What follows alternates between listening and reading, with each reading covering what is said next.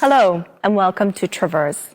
My name is Franziska Airy. I'm a theatre and opera director talking to you from the Ram Theatre in Budapest, Hungary. Every week, I'll be talking to different industry professionals from all over the world about their careers, the shifts and adjustments they had to make during this pandemic, and their hopes and dreams for the future. This is Traverse. What's next for our industry?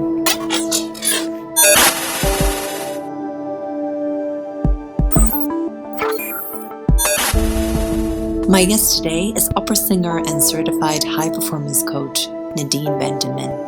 Nadine is a former Harewood Artist at the English National Opera. As an operatic soprano, she has sung on the most prestigious stages, including Scottish Opera, Opera Holland Park, Birmingham Opera Company, and the Royal Opera House.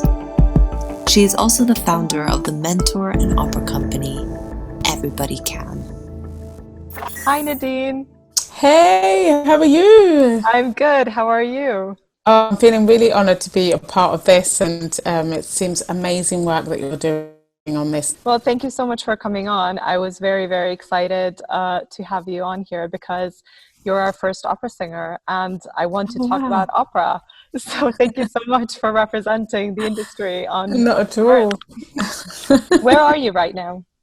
So I'm in the UK right now. I'm in a lovely place called Brighton, and it's by the sea. So I get to have my walks by the sea, which is amazing. Is it good weather for walks by the sea? Well, it's cold, but today the sun's shining and it feels bright and I feel alive. You know, when you think about life in general at the moment, just the sheer gratitude for breath, you know, right now is one of the biggest kind of things that goes on in my mind on a daily basis. I totally hear you. I think even just a walk right now feels like a blessing. Yeah, absolutely, absolutely. And I love life. I mean, I love life. That's so good to hear because right now life isn't really, it doesn't feel very livable. What is your take on it? How are you feeling on the lockdown curve? What's been going on? So I think for me, it's been really interesting in terms of I am trained as a coach for most of the last 20 years alongside everything else that I was doing. And I used it to change my own and impact my own life. And then when I got into opera singing, I then used it as a form of mentorship for people. So I think right now what's happened is all the tools that I had in my toolbox have come alive, and it's almost like, okay, this is happening, I'm going to use that for that. This is happening, I'm going to use that.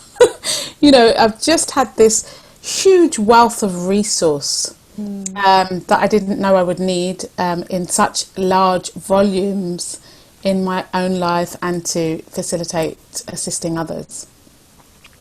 And tell me about that because you actually don't have a very traditional journey to opera. Can you tell us how you became an opera singer? Yeah, I have always sang. I sang garage, I sang drum and bass, I sang rock, I sang jazz, you know, I always composed pop songs, I love musicals. And I left home quite early on at 16 and I was working in corporate finance and on a trading floor in the commercial world. And it came to a point in my career while I was there that I had to make a decision whether I was going to join the big lads, you know, within the industry, or whether I was gonna, you know, find this new path that I didn't even know I was wished to be on. Really, I mean, I always had this dream of being a star. I didn't know how that was gonna turn out, or you know, but I just had this kind of kernel that had been planted in my mind by my music teacher at school, at secondary school, and she had played me Mozart's Queen of the Nights aria just the day as I was leaving school, and she said, I just need you to know that you could sing like this one day. And I never thought anything of it, really. I was just like, what's that? You know, okay, fine. You know. But it was that day, and I was sitting on the trading floor, and I was speaking to my boss, and he's saying, Nadine, is there anything you've always wished to do? Because if there is, you know, you need to go and do it. You're bright, you're intelligent, you're young, you know, what is it, if anything? And I just said, I've always wanted to sing. Not too sure what I wanted to sing, but I've always wanted to sing. And he said to me, okay, before you take this position, you've got 2 months, go. And I was like, what? He said, in 2 months, you can phone this number and let us know whether you're coming back or not. Well, we all know the answer to that. I didn't go back. But what an amazing person to ignite. It was almost like he poured water on the seed. And then it was up to me to start nurturing the growth. I didn't know where that was going to be, but the first sprout of the plant, this sapling, the first sprout was, I saw that they were auditioning for Carmen Jones at the Royal Festival Hall, and I was just like, I'm gonna audition. And I kept phoning them until they gave me an audition. And it ended up that I got chorus and one solo line. That's an incredible story. I can't believe there was someone who isn't even in the industry who inspired you to take on a creative journey. Yes. Well, I think there are so many, you know, I'd love to speak to this, you know, and I'm a great advocate of people never forgetting the musician or the artist within them.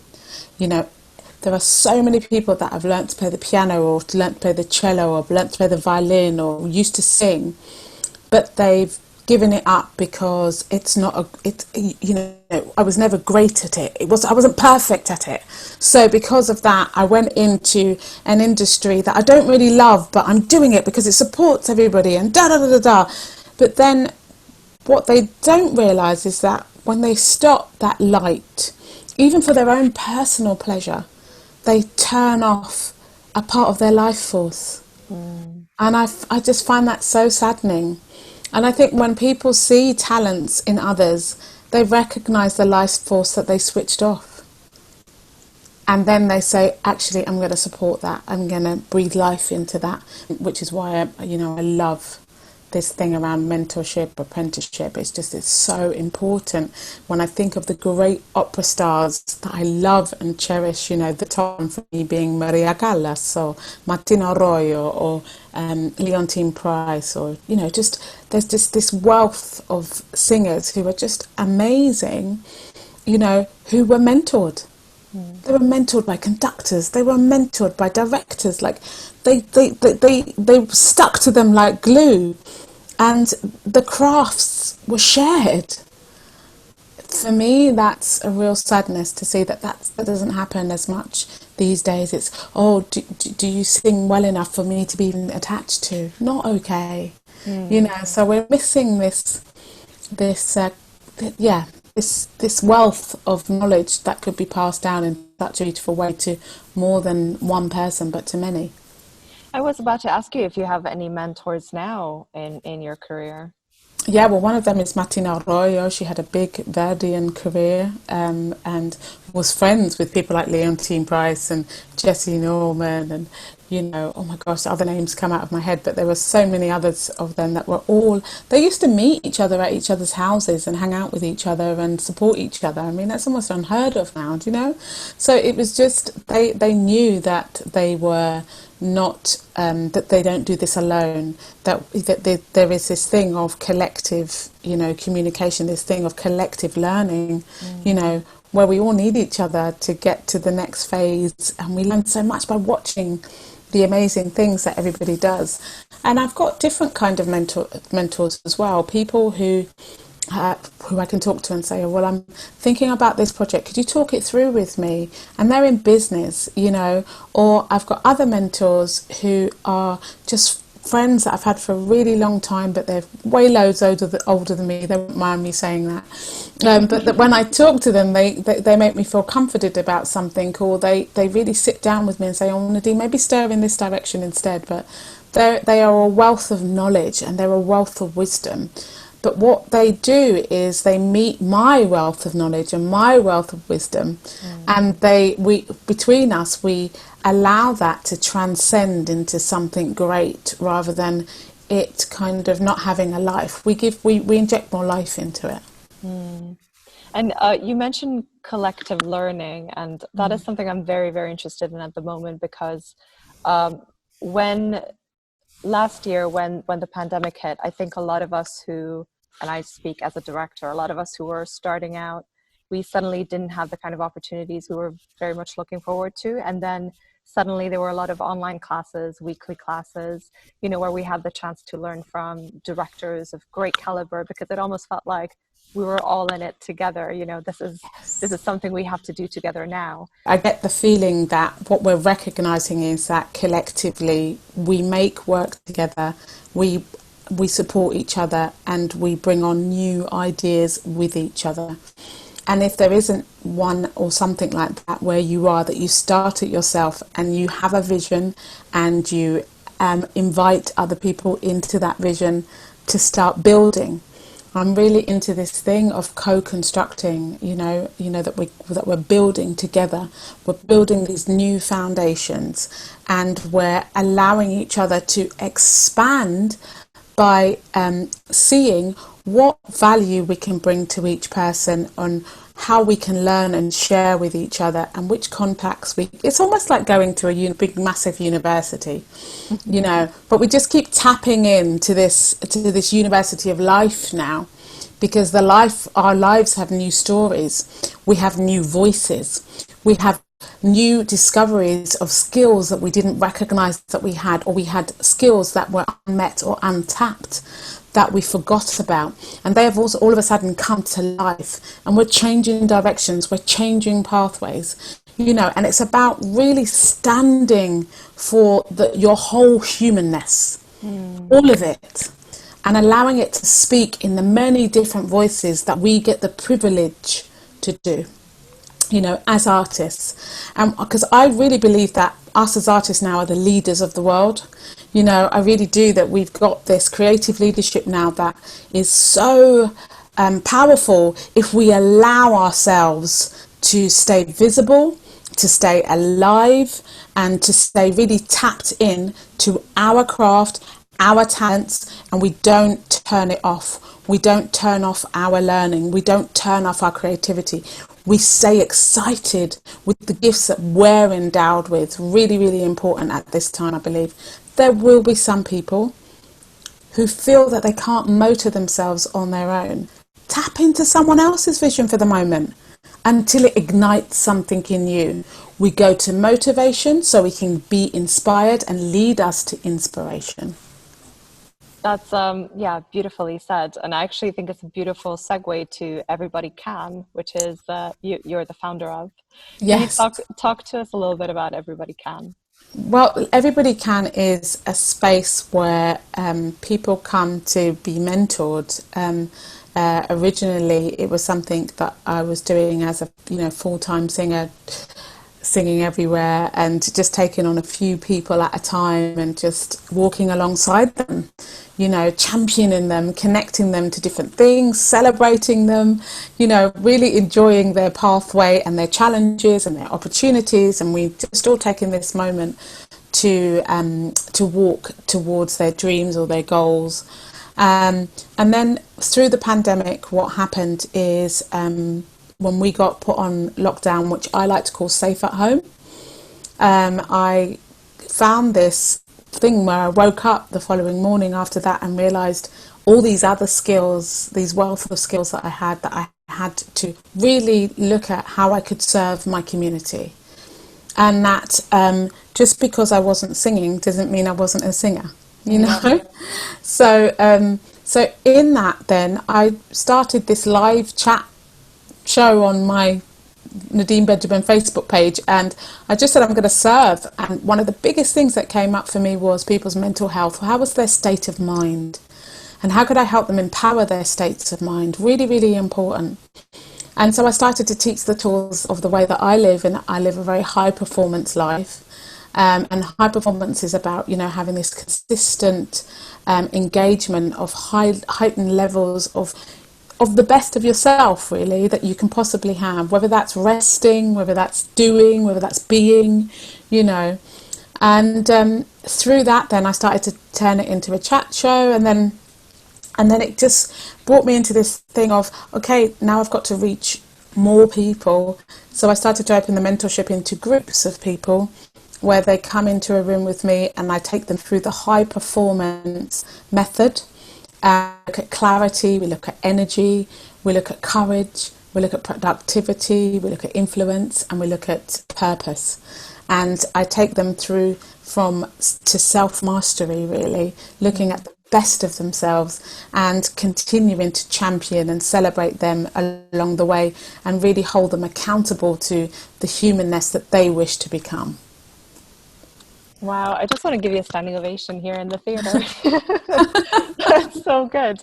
Do you feel that there's more artists who need this kind of coaching, this self-reflection? Absolutely, because there are us as professionals or even amateur musicians or singers or artists. We have this craft that practice that we always do with our craft. You as a director, it's like looking at new ways to learn and looking at new ways, and we keep growing in our practice. And sometimes we can forget that as we're like taking all this time and learning all this information, to check in with ourselves. And sometimes that leads us to look for outside validation. We're not in control of anything, but we are in charge. And coming back to ourselves and having this mindset, and that you're in charge of your mindset. You're in charge of the conscious part of your mindset, of how you kind of wake up, and the morning habits that you have, and the evening habits that you have, and whether you exercise, and how you're breathing, and really getting yourself centered in the world before you start sharing yourself with everybody. Journaling, doing things that can really assist you to be the best person you can be, so that can speak to the artist that you wish to be and are being in the world. You mentioned practice, and I've been thinking about you musicians a lot during this time, because as directors, if you do play or if you do TV or film, it's not that difficult to do a rehearsal on Zoom. But for a singer or a musician, it must be impossible, right? So how did you keep on practicing? So that, again, we come back to mindset. There's the initial shock. There is the initial shock. However, you're still an artist. So it's up to you to have that self-agency to come back to your practice. I know initially at the beginning, there were some people that couldn't get motivated. I really hear that. And there was all this thing around financial stuff. I mean, all my work went as well. I lost 10 people to COVID as well. But there's a lot of sadness that happened in this. However, my artist still needs to speak, So it is it's my responsibility to wake up and practice and set an agenda for when everything does open up. Do you think I want to have sat for a whole year doing nothing? And then, because how is that going to be when I walk into a theatre a year or two later, I am on a stage? Oh my gosh, that'll be nearly traumatic, So I have to keep my instrument going. I have to keep it oiled. It's like filling up the gas in the tank, Yeah. And it doesn't have to be a lot. I mean, don't get me wrong, there's, it can be 10 minutes a day, but just to stay in relationship with my instrument, or my craft, because that's me staying in relationship with myself, And so, and they say, that common sense isn't always common practice, So it's that initial thing that if you had a show, you would be like, oh, I've got to do this, and I've got to get this done, and da da da da. So show up for yourself like that. You are your show right now. Yep. We're in the show of life right now. It's a big, massive opera right now. And you can choose your part. You don't have to be cast, you're already cast. Do you know what I mean? So it's like, get excited about that. Really get excited about that. That's so true. I never thought of it that way. I should cast myself as my own protagonist. It is happening to me. You're right. You talked about being on stage, and actually last year you were on stages, and Yeah. I wanted to ask you about New Dark Age, because that was something a bit different, wasn't it? To those of you who haven't seen it, this is a new piece of work written by Missy Mazzoli, Anna Meredith, and Anna Thorvaldsdottir, Yeah. and it is written by women, directed by Katie Mitchell, and performed Yeah. by women as well.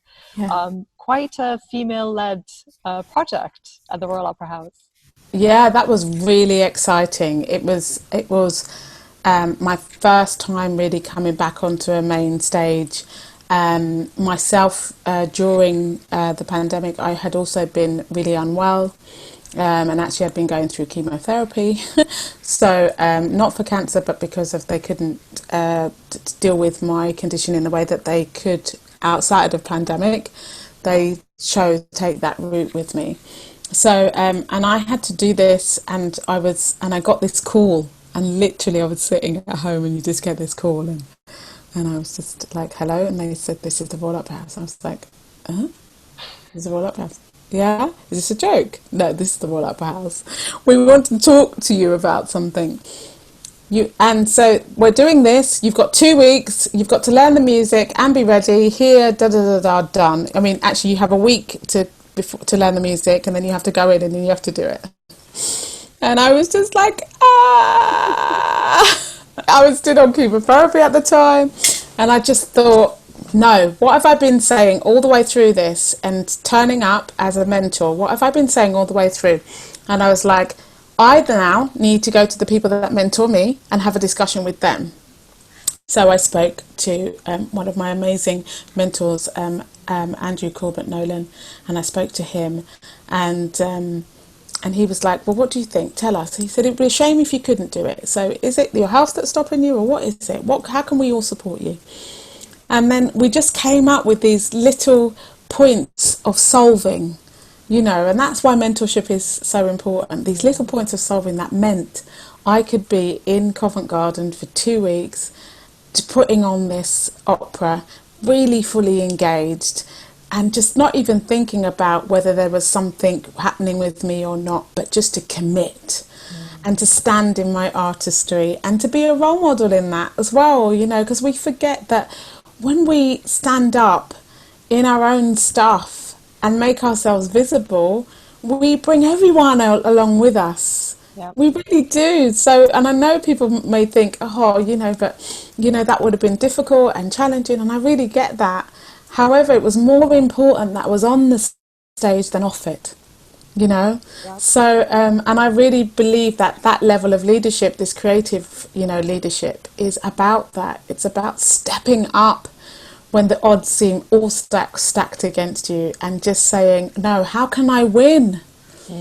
How can I win today? What difference am I going to make today to my life that then isn't just about me, but it impacts everybody else's life? This whole level of humanity, this me to we, how do we make that work? And so being there, the Royal Opera House were amazing. They made sure that we were all kept safe.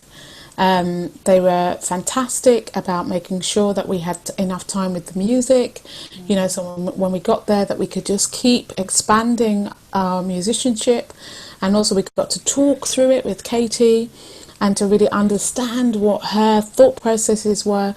We were able to also contribute as well. We had the amazing Gary V's film as well. We had an audience,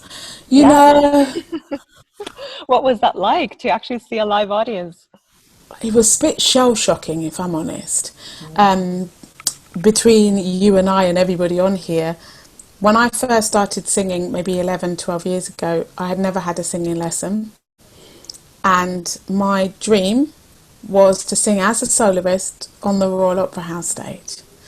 And it was interesting because I had been, everybody can. My ethos is everybody can, no matter what, everybody can, in the way that you can. It's not about doing it the way somebody else can, it's about doing it in the way that you can. And that journey, in a pandemic, I achieved my dream. I achieved my dream! It's a pandemic and I achieved my dream! I celebrated it. It gave me that added response to life about then, how can I then keep impacting everybody else's life, And then I got excited. What's next? What's next? And so now I'm building my own show about my life, and it's called Beam, BEAM, and it's about all of us. I used to, we constantly hear this word BAME, to describe my colour and my group and I got so annoyed at it. And I was like, rather than get annoyed, because I know anger is like just so not useful, so what's underneath this? And I was just like, okay, I'm going to build something that counteracts this. And I said, I'm going to invert those words. What do they spell? And they spelt beam, a beam of light. Like, we're all a beam of light. And I just thought, I'm going to make a show called Beam. And so we are making this show of Beam, and it is coming out in June. And I've got the most amazing team. It bases itself around trauma, rape, domestic violence. There's so much subject matters that really relate to life as we know it right now, and I'm so excited about that. So everybody they really can. It sounds incredible, and also it's so I don't want to assume, but it's almost like this pandemic has pushed you to make that piece. It's almost like this break in the road actually made you create something that wouldn't have happened otherwise. Well, we had an R&D on it about 18 months ago, so it was before the pandemic. But what it's pushed me to do is to claim my humanness. With the Black Lives Matter, the Black Lives Matter smashed my world into 1,000 pieces. And again, I had to have the courage to recognise how it had affected me and how I wished to reassert myself in the world again. How did I need to pick myself up?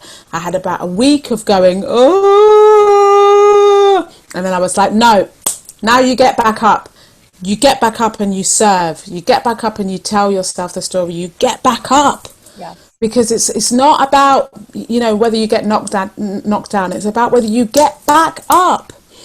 And so what it's done actually is it's opened the Beam story up even wider, because anything that I now was kind of dithering about whether I share or not, I'm really going to share in the whole of the piece, because I know that it's important to my humanness. So I recognise that the whole race thing for me, for my journey, this is me, was about recognising that it was all about people trying to dehumanise me. And so what was the most important thing I could do was reclaim my humanness. And I thought, and while I'm at it, why don't I reclaim everything else that I felt that someone or something had taken away from me? Reclaim my humanness. And the strength that came in that was so massive that we knew that Beam became even more relevant now in this time, right now, not just to us, but to everybody else, to the world. And there's the joy in the team around this. I've got the wonderful Darren Abrahams who's directing, and Claire Shovelton and Faye Jennett. Claire Shovelton is the producer, Faye Jennett is co-producing. We've got the Decus Ensemble, who Uchenna, and so we've just got these people that are showing up. Jan Rautio, who's doing the music director. It's just amazing to have all these people coming together. Gerard Martin, dance choreographer, coming together as one voice, as a collaborative, co-collective, co-constructed, co-creative team, bringing art alive again in a new way. Oh, I can't wait to see it, Nadine. It sounds amazing. It sounds fabulous. Thank you. You mentioned representation, and I was wondering if you had any thoughts on like where opera is going next with that. Do you see any sort of positive change in the industry? This is a really funny point for me right now. I'm in the UK around this. And there are some amazing opera companies like Birmingham Opera, who have always looked at this kind of subject and really, really stood by it, you know. And there's some amazing front runners, people like Roger Wright and Ian O, and English touring opera. There's different opera companies that have really wanted to speak to it. However, what I'm finding really challenging is that people are still talking to me about collecting data. And I just can feel that collecting data is this huge excuse for inaction. Now, I'm a diversity. I have so many diversities around me. My diversity is not just that I'm a woman or my colour; it's my sexuality. I'm neurodiverse.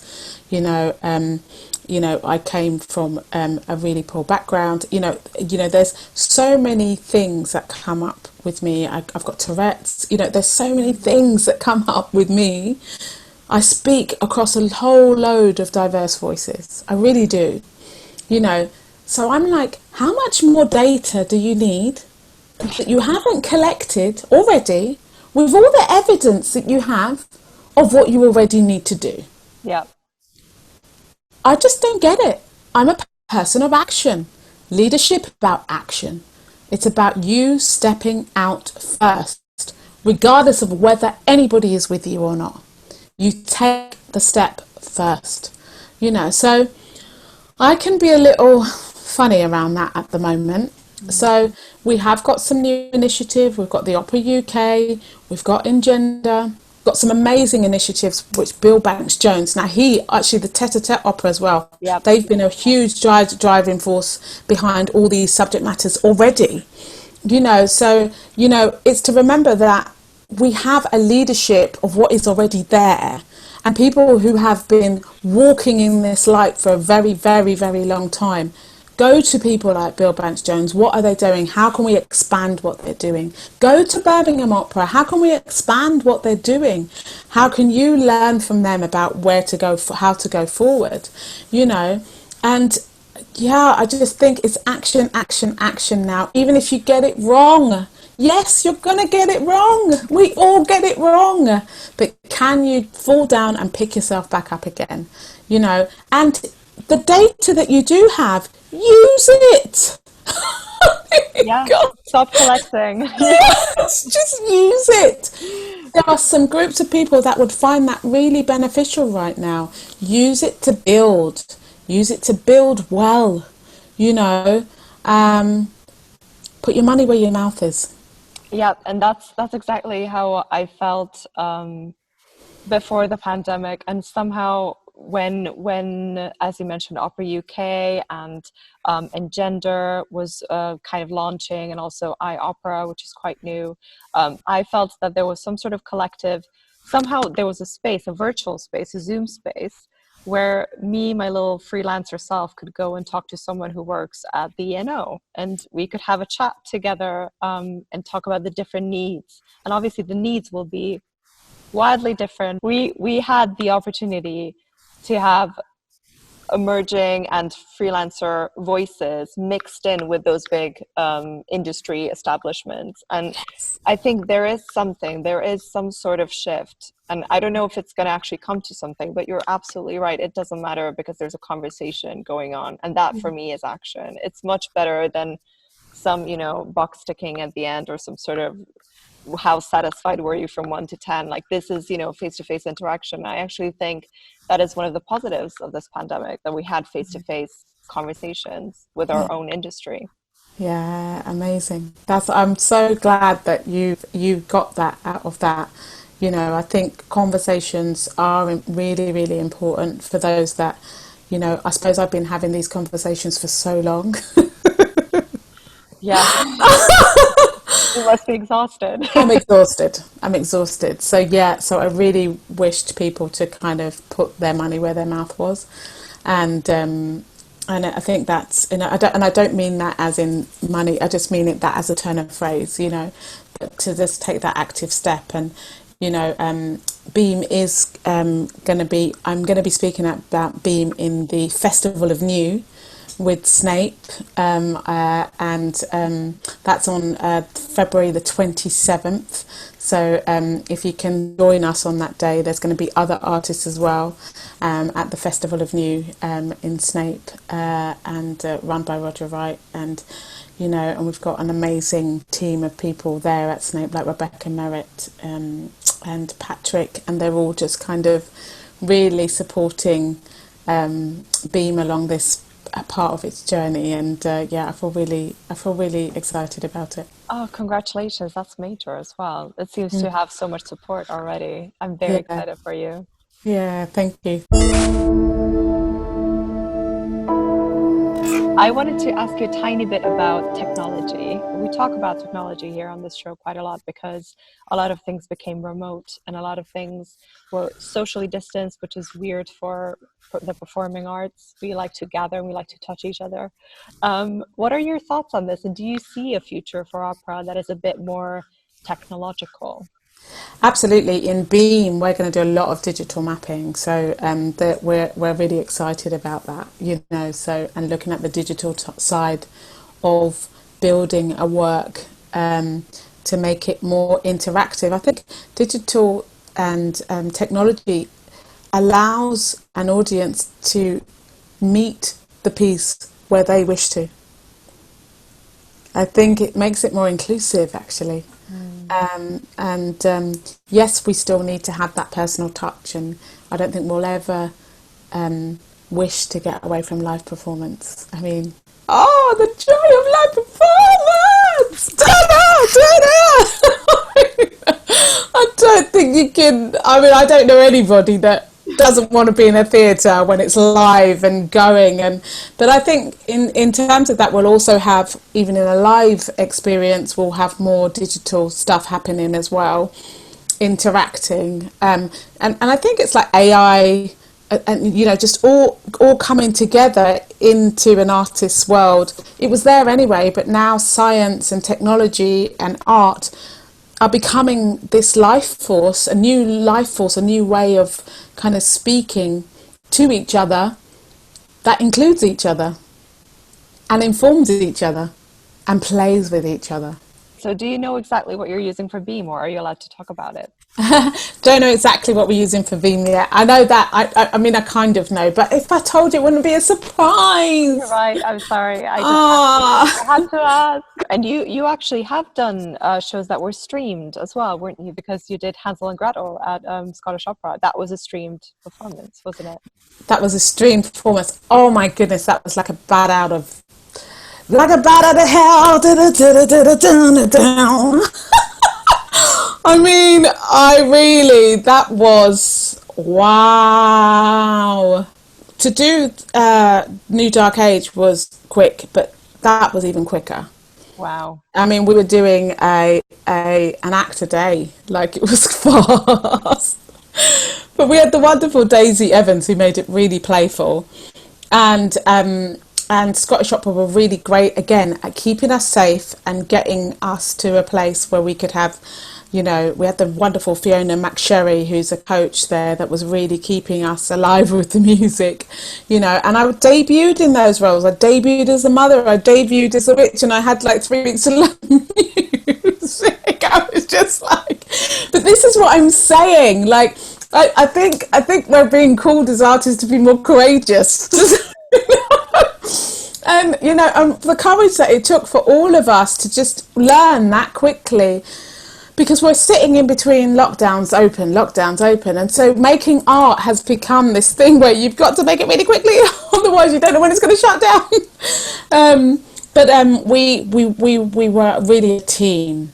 And I think, again, that collectiveness, that collective standing together to get the job done, and that was across the board in Scottish Opera. It was from wardrobe to hair to makeup to stage management, to lighting, design, to filming. Like, we were all like, let's get this done. The weirdest part was doing it, you know, because normally you'd have the dress rehearsal. So we had a dress rehearsal, and then you'd have the opening night. So then we did like the opening night, and then there was no one there, and I thought I was the way to singing. Wow. But you know, but we did it, and I think Hansel and Gretel was a really great thing to do, actually, because we kind of erred on some of the domestic violence side of the opera, but also the playful side of the opera, and we made myself the witch, not, you know, like a hag and digga digga digga. It was just like this beautiful person, you know, who wished to still be a child, but didn't understand that she was no longer a child, and she had never grown up, you know. So it was a really pressurizing to do, but really important to do. It was an important piece of work, and it really got me out of my comfort zone, because I had to be mean, and I was just like, how do you do that? Like, it was a real shift out of my comfort zone, and I had to really mimic people and to find those colours. Mimic people that I had perceived as mean at some point in my life, you know. So it was really interesting to have that. And it's also been really interesting as a singer as well. I've been composing as well, and I've had a couple of my compositions played on BBC. I've been doing some co-writing with Michael Carter-Young, and that's been really the conductor, and that was really great for me as well, because again, it's us as artists, it's our responsibility also to create our own work. So to be behind our own work, because you know, it's not just people that give us work. We can create work. We can decide, as she says in Pretty Woman, I say when, I say who, I say you know. But it's true. We have that self-agency to be able to create things on our own, and to collaborate with others and get things done, and to remember that we're not alone, that as artists, you know, together we stand, and to remember that we're not competitors, we're creators. And exactly, I think it's on your website, your quote, that just because we're physically isolated doesn't mean we have to be emotionally isolated. I love that. I love Absolutely. Absolutely. And look at us now. I mean, I'm loving talking to you. You know, I feel connected to you. The fact is that you're walking towards your artistry on a daily basis, and I celebrate you for that. Oh, Nadine, thank you. I celebrate you for you. You're amazing. I think opera is very lucky to have you. Oh, thank you Very very much. lucky to have you. This has been an incredible chat, and I have one last question for you, which is something I ask from everyone at the end of our talk. I'm in a 650-seater. There are red seats everywhere. We have a black, quite big stage and some really good lighting as well. If you were here, and if anything were possible, what would you like to make in this space? Well, apart from being, which I always want to make everywhere. Oh my goodness. I think I would like to build different matrix that you don't think should live together, but do live together. So it's almost like creating different cities on the same stage, and seeing how they all interact with each other. So, for instance, you've got music theatre, you've got opera, you've got jazz, and you have a play. But they're all popping up individually, and then they come down, and then they pop up, and then they come down. But then by the end of the piece, they're all in relation to each other, speaking to each other in their chosen form of expression. And how does that work? That sounds something I would like to stage right now. Let's do it. I would love that. I just think it's really interesting, and, you know, formulated with dance and acrobatics, and, you know, what does that look like? What does that look like if they all had like a corner of the stage each? But the middle is like a not like a circus, but like, it wouldn't be a circus, but it's like that center stage platform, you know, where one person from each group maybe interacts, and how do they live together? How do their lives speak to each other from those disciplines?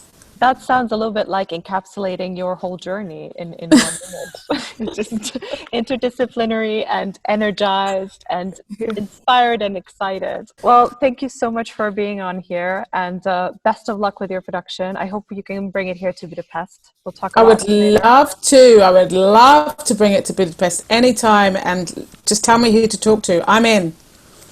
I'll connect you. I'll try to find some connections for you. Don't worry, I've got your back. Thank you so much.